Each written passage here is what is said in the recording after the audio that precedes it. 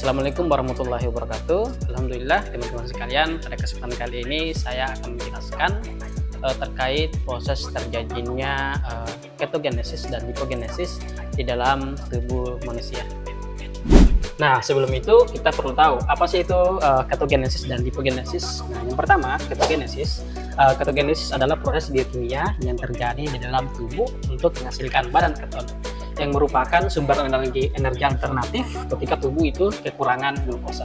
Nah, proses ini terutama terjadi di hati, di mana asam lemak dipecah menjadi badan keton, yaitu asetoasetat, kemudian beta hidroksibutirat, dan juga aseton.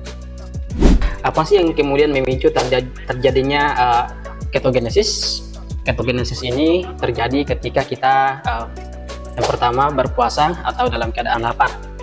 Ini dimana saat tubuh kekurangan asupan karbohidrat, ketogenesis ini akan meningkat untuk kemudian menyediakan energi. Kemudian juga terjadi ketika kita diet karbohidrat. Ini dimana saat kita kemudian melakukan diet karbohidrat, ini otomatis juga memaksa tubuh untuk menggunakan lemak sebagai sumber energi utama dan memicu ketogenesis. Kemudian juga terjadi ketika kita melakukan latihan keras, di mana ini juga meningkatkan penggunaan energi dan memicu produksi badan keton.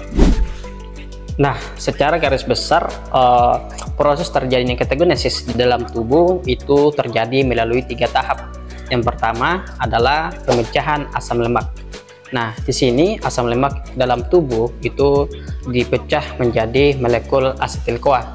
Kemudian setelah itu terjadi pembentukan badan keton.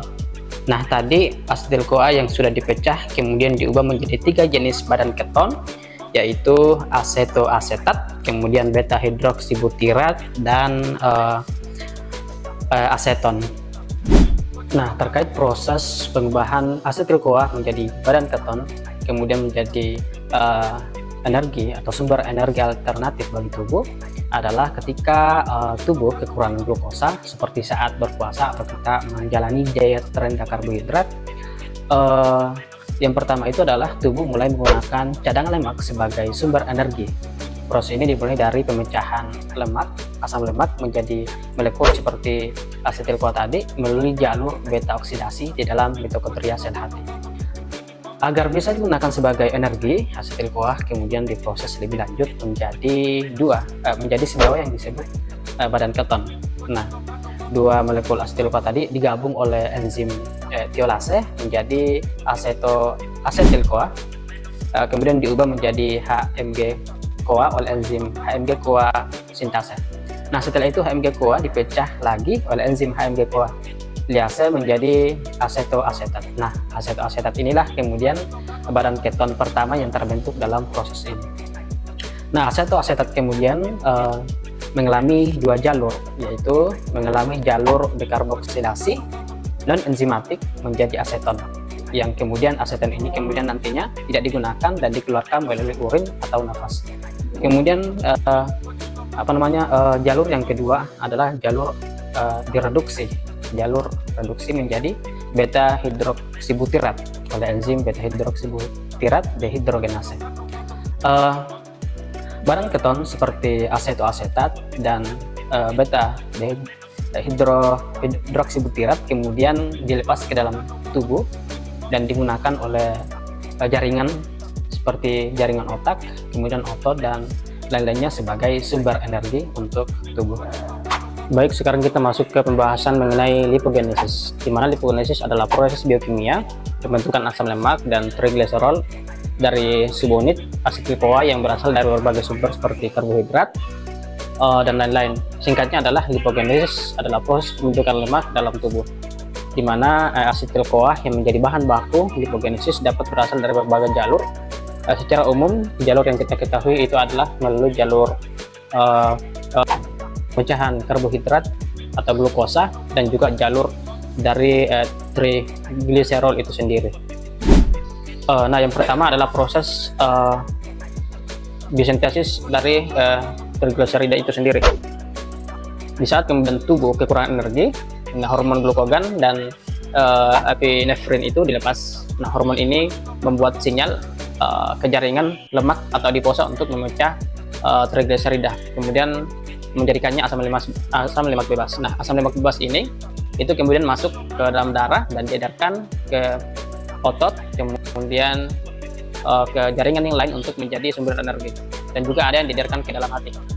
Nah, di dalam hati tidak semua lemak ini digunakan, tapi sebanyak 75% itu justru dibentuk lagi menjadi trigliserida atau dibentuk lagi menjadi TAG, dan TAG inilah kemudian yang dikembalikan ke jaringan lemak kemudian disimpan. Kemudian proses yang kedua adalah proses pembentukan trigliserol melalui jalur dengan bahan karbohidrat atau glukosa, di mana proses yang pertama adalah aktivasi asam lemak yaitu FFA menjadi asil CoA, di mana asam lemak tadi atau FFA diaktifkan menjadi asil CoA oleh enzim asil CoA sintetase. Kemudian proses yang kedua adalah proses pembentukan LPA, di mana dalam pembentukan LPA hasil CoA tadi bereaksi dengan G3P atau gliserol 3-fosfat melalui enzim GPAT atau gliserol 3-fosfat asitaferase yang menghasilkan LPA. Nah, setelah itu pembentukan PA. Nah, dalam pembentukan PA, LPA tadi ditambahkan hasil kedua melalui enzim AGPAT, kemudian membentuk PA. Nah, setelah itu pembentukan DAG. Dalam pembentukan DAG ini PA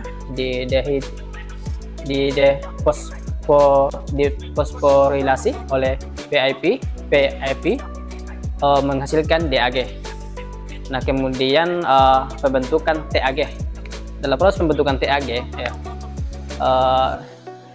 enzim DAGAT itu menambahkan kisit atau asam lemak ketiga pada DAG, sehingga dalam proses inilah terbentuk TAG.